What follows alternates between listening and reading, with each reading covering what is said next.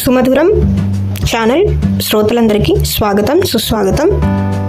ఉగాది పర్వదినం ఈ నెల 30వ తేదీన శ్రీ విశ్వావసునామ సంవత్సరంలో ప్రారంభం కానుంది. ఈ సందర్భంగా మన తెలుగువారందరికీ నూతన సంవత్సర శుభాకాంక్షలు. చైత్రమాసంలో ప్రకృతి సప్తవర్ణ శోభితంగా తయారవుతుంది. మూడువారిన తరువులు చిగురుటాకుల చీరలు చుట్టి హొయిలిపోతాయి.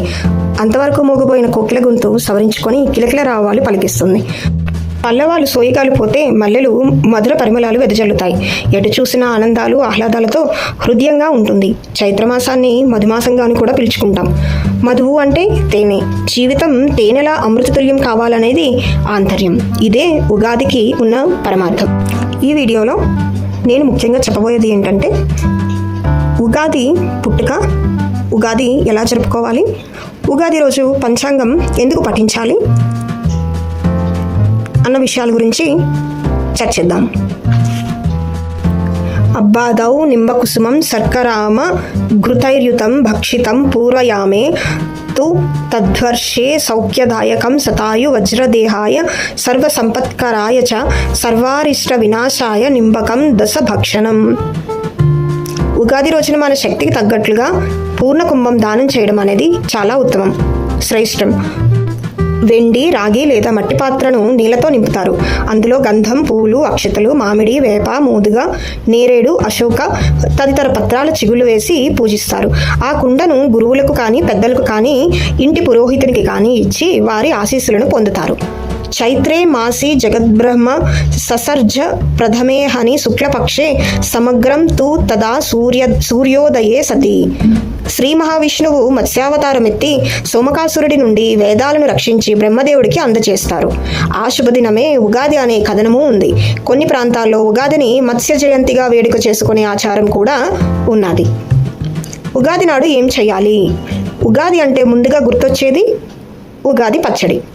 షడ్రుచుల సమ్మేళనమైన ఆ ప్రసాదం సేవించడంతో పాటు ఆచరించాల్సిన కొన్ని శాస్త్రోక్తమైన విధులు కూడా ఉన్నాయి. ఇప్పుడు అవి ఏంటో తెలుసుకుందాం. నూతన సంవత్సర కీర్తనాధ్యారంభం, ప్రతి గృహ ధ్వజారోహణం, నింబపత్రాసనం, వత్సరాది శ్రవణం, నవరాత్రారంభ.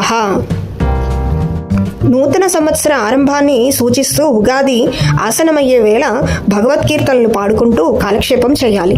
ద్వారాలను తోరణాలతో అలంకరించాలి. తీపి, పులుపు, కారం, చేదు, ఉప్పు, వగరు కలిసిన పచ్చడిని ఆస్వాదించాలి. ఇందులో ఉపయోగించే పదార్థాలన్నీ ఆరోగ్యకరమైనవే. ముఖ్యంగా వేపపూత శరీరంలో చేరిన క్రిములను నశింపచేస్తుందని ఆయుర్వేదం చెప్తుంది. జీవితంలో ఎదురయ్యే కష్టసుఖాలను సమానంగా స్వీకరించాలనేందుకు ప్రతీకగా షడ్రుచులతో మిశ్రితమైన ఈ ఉగాది పచ్చడిని సేవిస్తారు. ఎలాంటి అనుభవం ఎదురైనా స్థిరచిత్తంతో ఎదుర్కోవాలని హితబోధ ఇందులో దాగి ఉంది. దాన్ని ఆరగించే ముందు ఈ శ్లోకాన్ని ఖచ్చితంగా పఠించాలి. శతాయుర్వజ్రదేహాయ సర్వసంపత్కరాయ చ సర్వారిష్ట వినాశాయ నింబకం దళ భక్షణం అనే శ్లోకం మనం పఠించి ఉగాది పచ్చడిని ఆరగించాలి. ఉగాది పచ్చడి సేవనంతో వజ్ర సమానమైన దేహం, దీర్ఘాయుష్యు లభిస్తాయని మహర్షులు చెప్పారు. తిథి ప్రోక్తం మనుబ్రహ్మవారస్య మయ సంభవం నక్షత్రం త్వష్ట రూపంచ శిల్పయోగం తదైవ చ దైవజ్ఞం కరణం పైన ఇత్యేత అంగలక్షణం. ఈ శ్లోకం బట్టి తిథిని మన బ్రహ్మ, వారాన్ని మయ బ్రహ్మ, నక్షత్రాన్ని త్వష్ణ బ్రహ్మ, యోగాన్ని శిల్పి బ్రహ్మ, కరణాన్ని విశ్వజ్ఞ బ్రహ్మ, ఇలా పంచాంగాన్ని పంచబ్రహ్మలు సృష్టించారని తెలుస్తోంది. ఈ పంచబ్రహ్మలనే సనాతన బ్రహ్మలని కూడా పిలుస్తారు, తెలుసా? అయితే ఇప్పుడు పంచాంగ శ్రవణం ఎందుకు అన్నది తెలుసుకుందాం. తిథౌశ్చ శ్రియమాప్నోతి వారాదాయుష్య వర్ధనం నక్షత్రాత్ హరతే పాపం యోగద్రోగ నివారణం కణాత్కార్య సిద్ధిస్తూ పంచాంగ ఫలముత్తమం కాల విత్కర్మకృత్ ధీమాన్ దేవతానుగ్రహం లభేత్. మనం ఏం చేసినా సత్ఫలితాలను ఆశిస్తాం. అందుకే పంచాంగ శ్రవణానికి ప్రయోజనాలను కల్పించారు, తెలుసా మన మహర్షులు. తిథుల శ్రవణ ఫలితంగా సంపదలు, వార శ్రవణంతో దీర్ఘాయుష్షు, నక్షత్రం గురించి తెలుసుకోవడం వల్ల పాపహరణం, యోగ శ్రవణ మూలంగా రోగ నివారణ, కర్ణశ్రవణ ఫలంగా కార్యసిద్ధి ప్రాప్తిస్తాయని చెప్పారు. కనుకనే ఉగాది నాడు పంచాంగ శ్రవణంతో తరిస్తారు, తెలుసా? ఆధ్యాత్మిక కోణం బంధుమిత్రులతో జీవితాన్ని నిత్య నూతనంగా మలుచుకోవడమే పర్వదినాల అంతరార్థం కదా.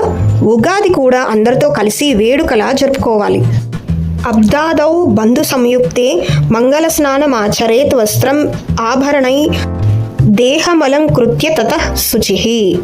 ఉగాది కాల సంబంధమైన పర్వం కనుక ఆదిత్యుణ్ణి, విశ్వసృజనకు ఆరంభ దినం కాబట్టి సృష్టికర్త బ్రహ్మను ఆరాధించాలి. అలాగే ఇష్టదేవతలను పూజించి పెద్దల ఆశీస్సులను తీసుకోవాలి. శ్రీరామనవమిని 9 రోజుల పాటు ఘనంగా నిర్వహించడం ఆచారం. దానికి ఆరంభ దినం మన ఉగాదే. తెలుగు సంవత్సరాది ఉగాది జీవన రాగాన్ని ఆలపించే కోయిల గానాలు, మమతల పరిమళాలు పంచే ప్రసవాలతో ఆహ్లాద వాతావరణం, కష్టాల వడగాల్పులకు చలించక చైత్రంలో తరువుల్లా స్థిరంగా నిలవడమే లక్ష్యం. ఒక్కోసారి ఆశలు ఆకులు రాలినా మళ్ళీ చిగురు తొడుగుతుందనే ధీమా నవజీవితానికి ఇదే నాంది, మరెన్నో ఉగాదులకు పునాది. ఇప్పుడు ఉగాది కాలమానం గురించి స్పష్టంగా తెలుసుకుందాం. కొత్త అమావాస్య ఎప్పుడంటే 29వ తేదీ శనివారం పడింది, సాయంత్రం 5:02కి. పితృదేవతలకు స్వయంపాకాలు ఇవ్వవచ్చు. అలాగే శ్రీ విశ్వావసునామ సంవత్సర చైత్ర శుద్ధ పాడ్యమి ఆదివారం నాడు తెలుగు నూతన సంవత్సరాది ఉగాది పడింది, అంటే 30వ తేదీ మార్చి 2025వ సంవత్సరం. ఉదయం 5 నుండి 7:20 లోపల, మళ్ళీ ఉదయం 9 నుండి 11:30 లోపల కొత్త బట్టలు ధరించడానికి, నూతన యజ్ఞోపవీత ధారణ చేయుటకు, ఉగాది పచ్చడి తీసుకొనుటకు శుభం.